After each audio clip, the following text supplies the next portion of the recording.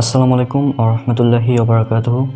আমি মোহাম্মদ মুসাব্বিরুল ইসলাম রনক। আশা করি আল্লাহ সুবহানাহু ওয়া তাআলার রহমতে আপনারা সবাই অনেক অনেক ভালো আছেন।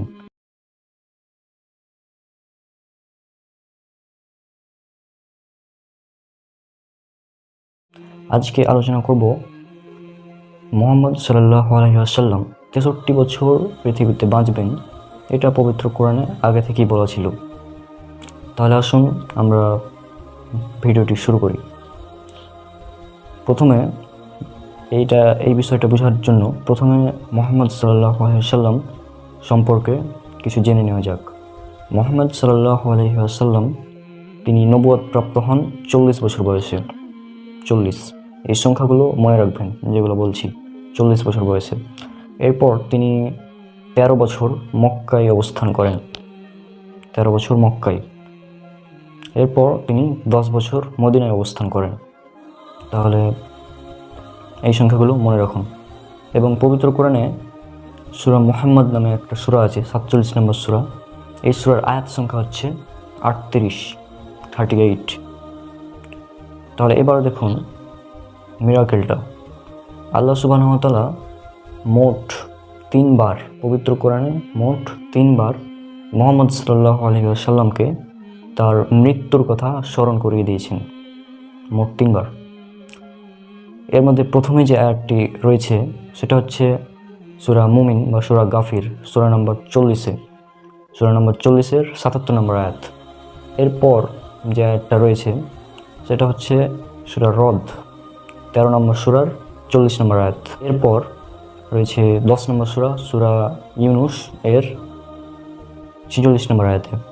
এবার দেখুন মিরাকেলটা।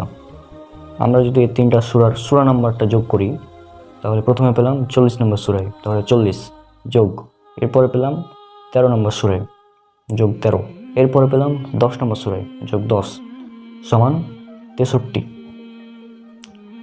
এই 63টা কি? 63টা হচ্ছে মুহাম্মদ সাল্লাল্লাহু আলাইহি ওয়াসাল্লামের মোট বয়স। আচ্ছা, এবার দেখুন আরও একটু মিরাকেল। এবার আমরা যদি এই সূরাগুলোর আয়াত সংখ্যাগুলো যোগ করি, অর্থাৎ প্রথমে আমরা পেয়েছিলাম 40 নম্বর সূরার 77 নম্বর আয়াত, তাহলে 77। এরপর পেয়েছিলাম 13 নম্বর সূরার 46 নম্বর আয়াত, তাহলে 46। এরপরে পেয়েছিলাম 10 নম্বর সূরার 40 নম্বর আয়াত, তাহলে এই 77, 46 যোগ 40 সমান হয় 163। এই 163টা কি জানেন? এই 163টা হচ্ছে আমরা যে মৌলিক সংখ্যাগুলো জানি, অর্থাৎ মৌলিক সংখ্যার যে সিরিয়াল একটা রয়েছে, এই মৌলিক সংখ্যার ঠিক 38 নম্বর অবস্থানে রয়েছে এই 163 সংখ্যাটি।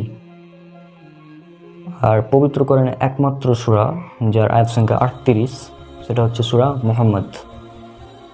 এরপর আরও একটু মিরাকেল দেখা যাক। আমরা প্রথমে যেটা পেয়েছিলাম নবীজির মৃত্যুর কথা আল্লাহ সুবহানাহু ওয়া তাআলা স্মরণ করে দিয়েছেন, সেটা হচ্ছে 10 নম্বর সূরা, সূরা ইউনুসের 46 নম্বর আয়াত। এই 46 নম্বর আয়াতটা মোট 63টি অক্ষর নিয়ে গঠিত। আর এই 63টা কি আপনারা জানেন? এটা হচ্ছে নবীজি সাল্লাল্লাহু আলাইহি ওয়াসাল্লামের মোট বয়স। এরপর আরও একটু বিষয় আপনারা খেয়াল করুন। আমি প্রথমে নবীজি সাল্লাল্লাহু আলাইহি ওয়াসাল্লামের মোট জীবনকে 3টি ভাগে বিভক্ত করেছিলাম। সেটা হচ্ছে প্রথমে 40, অর্থাৎ 40 নম্বর সূরায় যেটা বলা হয়েছিল 40 বছর, সেটা হচ্ছে 40 বছর বয়সে নবুয়ত প্রাপ্তি। এরপর 13 বছর মক্কা অবস্থান, এরপর 10 বছর মদিনা অবস্থান।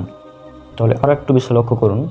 প্রথমে যে একটা বলা হয়েছিল আল্লাহ সুবহানাহু ওয়া তাআলা নবীজি সাল্লাল্লাহু আলাইহি ওয়াসাল্লামকে মৃত্যুর কথা স্মরণ করে দিয়েছেন যে সূরাই, সেই সূরাটি রয়েছে 40 নম্বর সূরায়, 40তম অবস্থানে, অর্থাৎ প্রথমে রয়েছে 40, এরপর রয়েছে 13, অর্থাৎ নবীজি সাল্লাল্লাহু আলাইহি ওয়াসাল্লামের মাক্কি জীবন। এরপর রয়েছে 10, অর্থাৎ নবীজি সাল্লাল্লাহু আলাইহি ওয়াসাল্লামের মদিনায় জীবন। তাহলে আজকের পুরো ভিডিও থেকে কি বোঝা গেল? এত নিখুঁত গাণিতিক সামঞ্জস্যতা বজায় রেখে একটি গ্রন্থ কে রচনা করতে পারে?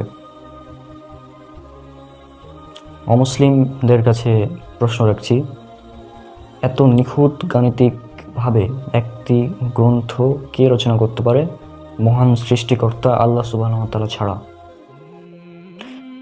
পবিত্র কোরআনে আধুনিক বিজ্ঞানের এরকম আরও অনেক নিদর্শন রয়েছে ইনশাআল্লাহ পরবর্তী ভিডিওগুলোতে এই নিয়ে আলোচনা করা হবে।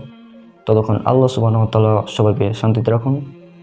দেখা হচ্ছে পরের কোনো ভিডিওতে ইনশাআল্লাহ। আসসালামু আলাইকুম ওয়া রাহমাতুল্লাহি ওয়া বারাকাতুহু।